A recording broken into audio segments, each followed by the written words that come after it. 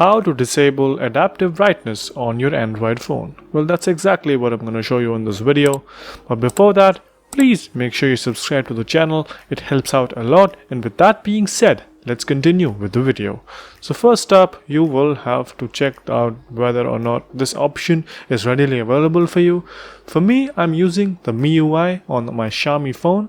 So over here, as I scroll down onto my notification bar, you can see there is this A symbol for me, which is automatic brightness or adaptive brightness. Both of them mean the same thing. But if you can't see this on your Android phone, you can go ahead and search for settings, and once you're in settings, you can go ahead and search for or look out for the display option or whatever is relational to the display. Well, you click on it, and over here you can go ahead and click on brightness level. Well, you have to know that this is the things that will work for Xiaomi MIUI, but this process is generally the same for any Android UI out there, whether it be stock Android or any other third-party UI.